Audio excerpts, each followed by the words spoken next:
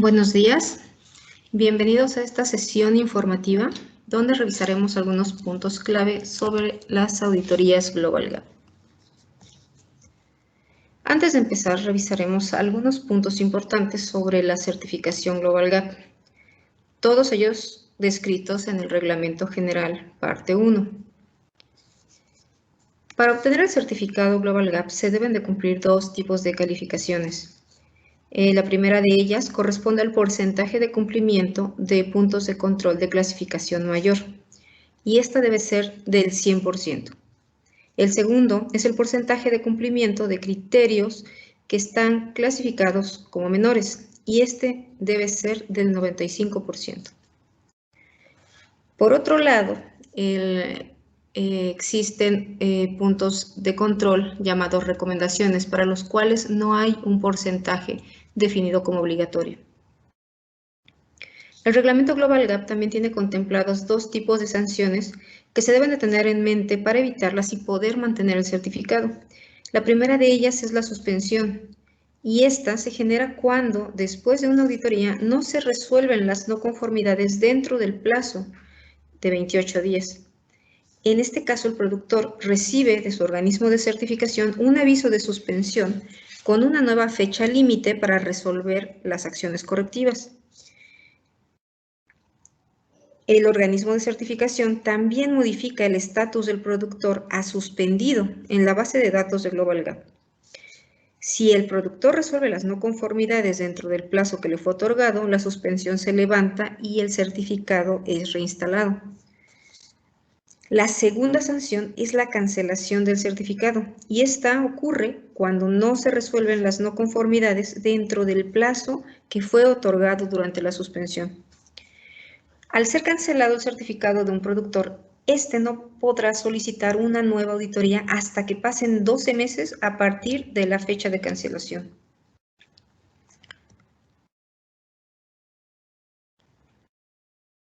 Estos son también algunos aspectos importantes del reglamento que es conveniente tener en cuenta.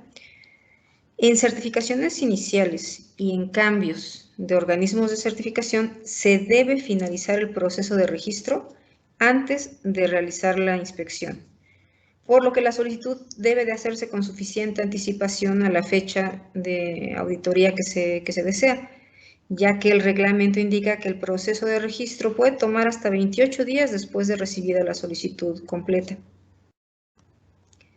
Dentro de la solicitud de auditoría deben de ser incluidos todos los sitios de producción donde se tenga cultivo que quiere incluirse en el alcance. Y si ya se cuenta con un número GGN, con un número otorgado por Global Gap, este debe de ser comunicado al organismo de certificación a fin de evitar multas, especialmente cuando se hacen cambios de organismo de certificación. Una de las preguntas más frecuentes es si, siendo comercializador sin campos de producción, es posible obtener un certificado de Global Gap. La respuesta es no. El certificado Global Gap solo puede ser otorgado a los productores dueños de su producto. Aquellos productores que además empacan, que cuentan con un empaque, sí tendrán que incluir el empaque dentro de la inspección, siempre que el producto siga siendo de su propiedad.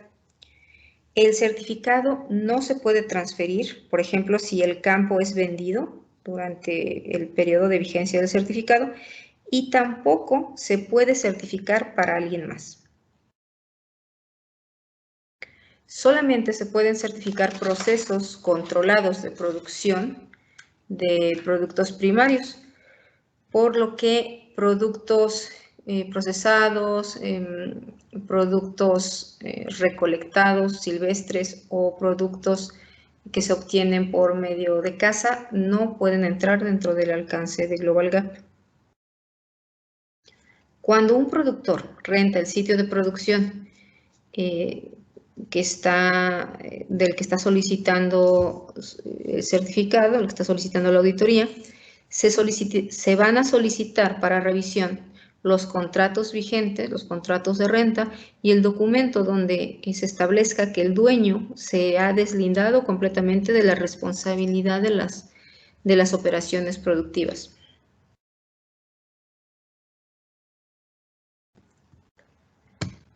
Sobre el momento en el que debe de realizarse una auditoría,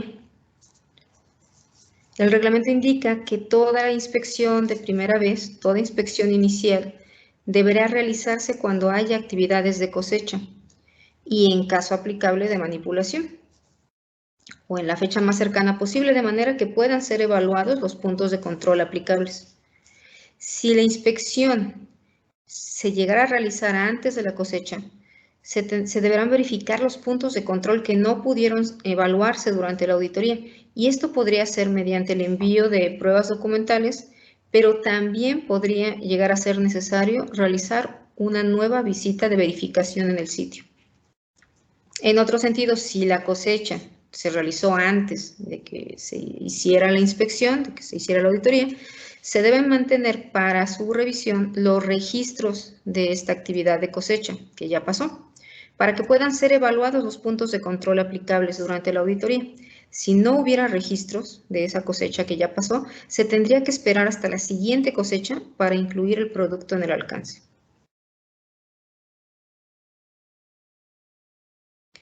Cuando hay varios cultivos que quieren incluirse en el certificado, pero las cosechas de estos cultivos no coinciden en las fechas de cosecha y no se puede ver la cosecha de todos ellos durante la visita de inspección, se puede considerar las similitudes del proceso de producción. Por ejemplo, si se observa cosecha de manzana, pero el productor también desea incluir la pera y los sistemas son similares, se podría incluir la pera que no se observó en cosecha junto al alcance de la manzana, de la cual sí coincidió la fecha de cosecha con la fecha de la auditoría. Pero para esto se deben de mantener los registros. Si hay manipulación, por ejemplo, que el productor empaca su producto, estas actividades de manipulación de empaque deberán verificarse durante la visita de inspección cada año. Si no hay empaque, si no hay manipulación, la inspección, la auditoría deberá programarse en las fechas de cosecha al menos cada 2 años.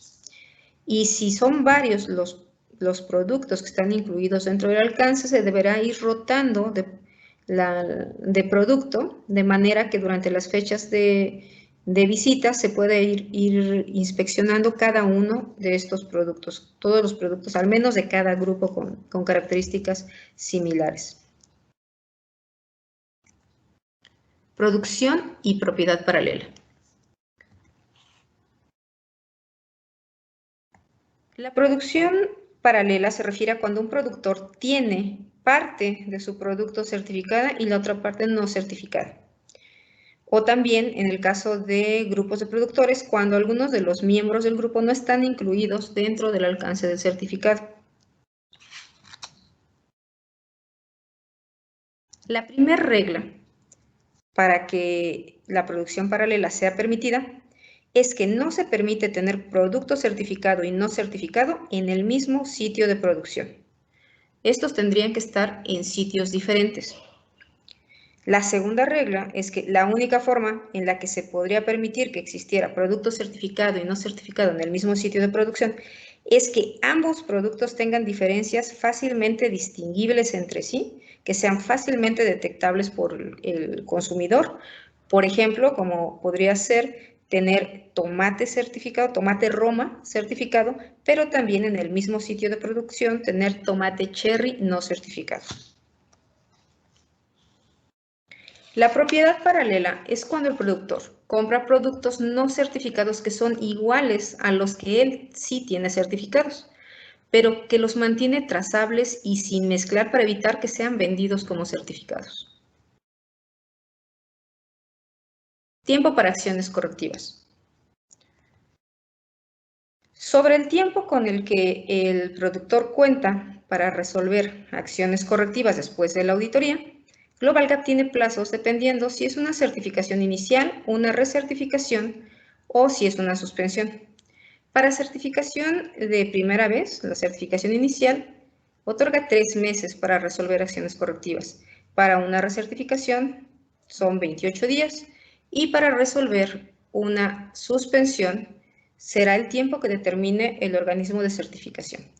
Recordar que en este último punto, cuando no se resuelve una suspensión dentro del plazo otorgado por el organismo de certificación, se emite una cancelación en la que no hay opción para mandar acciones correctivas y el productor debe esperar 12 meses para volver a solicitar una auditoría. Los tipos de sanciones que el reglamento de Global Gap contempla son la advertencia, la suspensión y la cancelación. La advertencia son las no conformidades que se obtienen durante la inspección, durante la auditoría, y que quedan plasmadas en un reporte de no conformidades. Estas, dependiendo de si es inspección de primera vez, tendrían 3 meses para resolverse, y si es una recertificación, tendrían 28 días.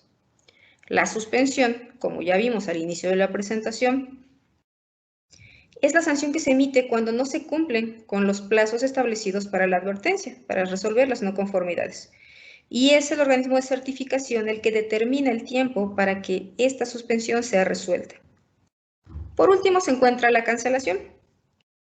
Cuando no se cumple con los plazos establecidos para resolver una suspensión, ya no hay plazo para mandar acciones correctivas. El productor es notificado, se cambia el estatus en la base de datos Global Gap y el productor debe esperar 12 meses para solicitar una nueva auditoría. Ahora vamos a revisar los puntos de control con no conformidades más frecuentes. En primer lugar se encuentra la información de metales pesados en los fertilizantes. Esta información es difícil de conseguir, puesto que la mayoría de los fertilizantes no declaran el contenido de metales pesados que contienen. Sin embargo, sí se ha dado el caso de productores que pueden o que buscan esta información con los fabricantes y han logrado obtener esa información. Ahora, no se preocupen, es una recomendación. Recuerden que las recomendaciones no tienen un porcentaje mínimo de cumplimiento, pero suele ser una de las no conformidades más recurrentes. En segundo lugar está el uso, la ausencia de herramientas para medir de manera rutinaria cuánta agua requiere el cultivo. En tercer lugar, se encuentra la conservación y disponibilidad de registros por 2 años. Es decir, en muchos casos se cuenta únicamente con los registros de la temporada, pero al ser solicitados registros anteriores, sobre todo cuando se trata de recertificación, muchas veces estos registros ya no son conservados. También otra de las no conformidades más frecuentes, en cuarto lugar, está registrar el tipo de fertilizante.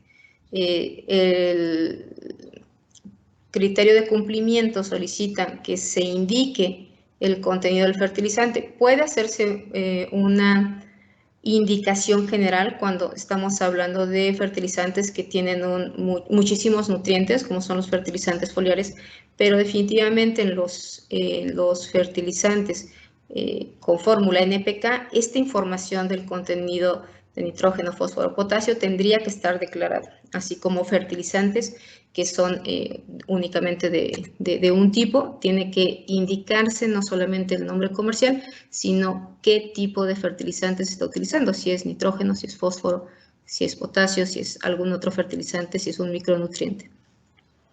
En quinto lugar están los registros de capacitación en salud y seguridad, los registros de capacitación en higiene y los registros de capacitación para uso de sustancias y equipos peligrosos.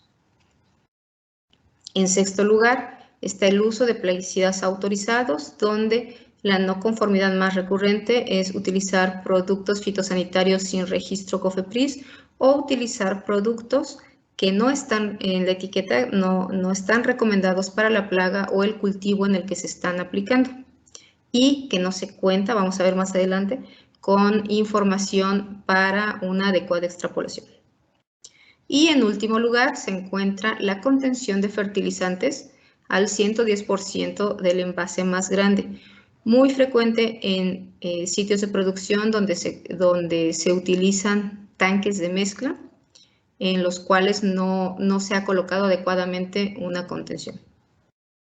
También se observa mucho esta última no conformidad en los almacenes de fertilizantes donde se almacenan fertilizantes líquidos y el almacén no está adaptado para cumplir con este requisito de contención del 110% del envase más grande.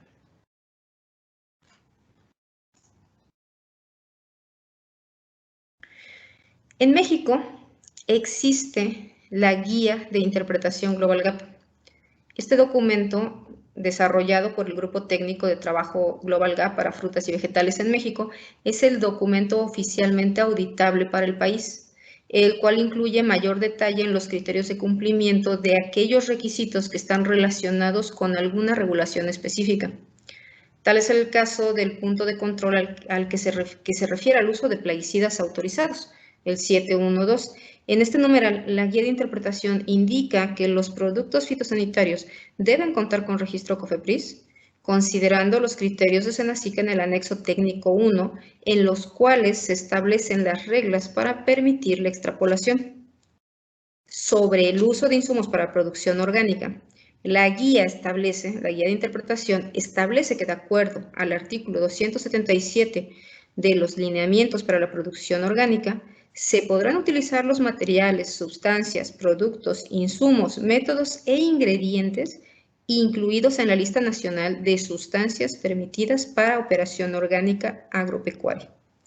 De tal manera que siempre que en dicha lista aparezca una sustancia, se considera permitido su uso en la producción orgánica, a menos que la Secretaría de Agricultura y Desarrollo Rural limite su uso a formulaciones comerciales específicas. Sobre la importación de bioplaguicidas, estos podrán ser importados siempre que estén permitidos e incluidos en la lista nacional o incluidos en las regulaciones internacionales sobre producción orgánica con quienes se reconozca equivalencia. El anexo 1 de la guía de interpretación incluye un árbol de decisión que facilita el entendimiento de los criterios para el uso de plaguicidas, incluyendo la extrapolación y el uso de fitosanitarios para producción orgánica.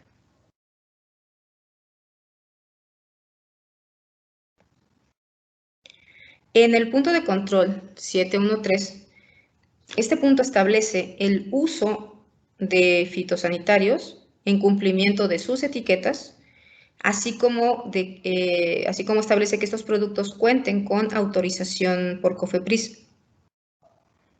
Menciona que cuando los productos se utilizan fuera de etiqueta y siguiendo los lineamientos de SENASICA para la extrapolación, que están descritos en su anexo técnico 1, se debe de contar con información que pruebe la aprobación en el cultivo o en la plaga en el país de destino, así como tener las evidencias de que las indicaciones de la etiqueta se han seguido. El criterio SENASICA para permitir la extrapolación es el siguiente. Los productos fitosanitarios, se puede considerar los productos fitosanitarios registrados y el límite máximo de residuos más bajo de su principal mercado destino, o el listado oficial y el límite máximo de residuos más bajo de un país tercero, si es que el mercado destino no tiene esta información o no existe un listado oficial de productos fitosanitarios registrados. O también utilizar productos fitosanitarios registrados oficialmente en México, es decir, productos que tengan registro COFEPRIS, que están registrados para otros cultivos, pero que se encuentran exentos de tolerancias, como es el caso de microbiales, botánicos, derivados de cobre, azufre, cal micronizada, aceite parafínico, entre otros. Se debe tener disponible un listado de productos agroquímicos registrados para el cultivo y como última regla, el criterio de SENASICA indica que todos los productos agroquímicos deben estar almacenados en sus envases originales, conservando intactas sus etiquetas. También hace la recomendación de ver el anexo 1, el árbol de decisión, para aplicar los criterios sobre uso de plaguicidas establecidos por el SENASICA.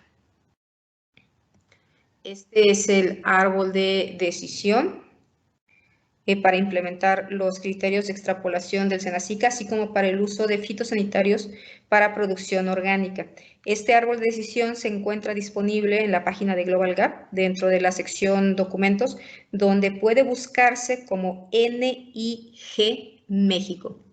esta información, solamente mencionar que se va actualizando conforme las versiones de Global Gap van cambiando. Y bueno, va indicando paso a paso cada uno de los puntos a manera de árbol de decisión, donde, por ejemplo, el primer paso o la primera regla que tiene que revisarse es primero definir el cultivo al que se necesita aplicar. Y como segundo paso, asegurarse que el ingrediente activo que se desea emplear está permitido y que no está prohibido en el país destino. Si fuera el caso de que estuviera prohibido, por ejemplo, aquí en la fila 2, si estuviera prohibido, se pasa al 20, donde menciona no emplear el producto fitosanitario y analizar otra alternativa de control. Si el producto o el fitosanitario está permitido, bueno, ya nos manda al paso 3, y dependiendo del tipo de plaguicida es como se va estableciendo el árbol de decisión.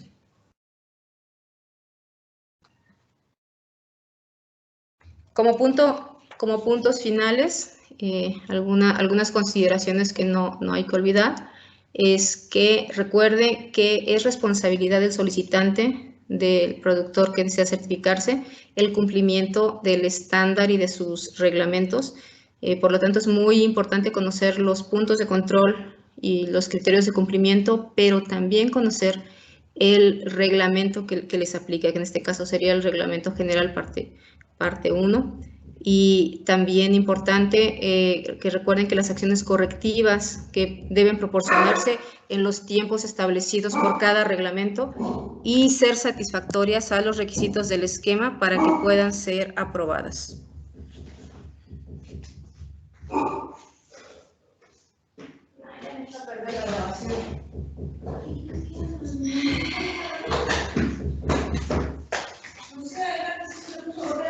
No, ya, valió más.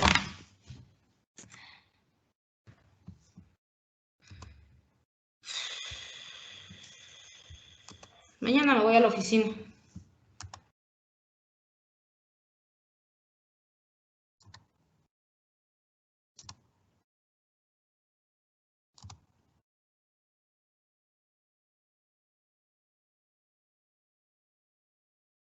Y bien, como puntos finales, no olvidar que es responsabilidad del productor que desea certificarse el cumplimiento del estándar y de sus reglamentos. Por lo tanto, es importante que se conozcan los puntos de control y criterios de cumplimiento, pero también los reglamentos aplicables.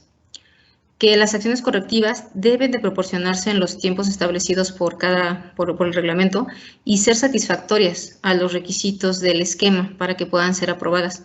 Por lo tanto, es importante que no solamente se lea la no conformidad para enviar la acción correctiva, sino que también se revise el punto de control y criterio de cumplimiento para asegurarse que está en cumplimiento total del requisito. El auditor revisará la evidencia dentro del tiempo que el productor tiene como establecido para enviar sus acciones correctivas. Por lo tanto, si es, por ejemplo, para la recertificación, el auditor puede revisar la evidencia dentro del mismo periodo de 28 días. Y siempre que sea posible, el auditor va a tratar de enviarle retroalimentación cuando una evidencia no sea suficiente para ser aprobada. Sin embargo, recuerden que esta retroalimentación no es obligatoria por el reglamento y está sujeta a disponibilidad del auditor, que no siempre va a poder emitir esta retroalimentación con mucho tiempo de anticipación a la fecha de cierre de acciones correctivas. Por lo tanto, es muy importante que el productor, cuando sube la evidencia, suba evidencia completa, suba evidencia clara, para asegurar que esta evidencia sea aceptada. También se debe estar al tanto del sistema para poder notar con suficiente anticipación cuando alguna de las evidencias ha sido rechazada y poder volver a subir o poder completar la información faltante.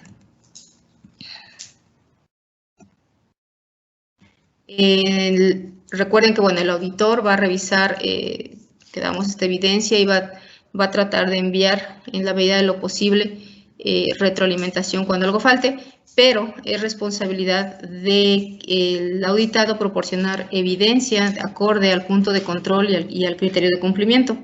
La evidencia tiene que ser clara, legible, completa, atendiendo la causa raíz, previniendo recurrencia y con suficiente tiempo como para tener la oportunidad de recibir retroalimentación en caso necesario.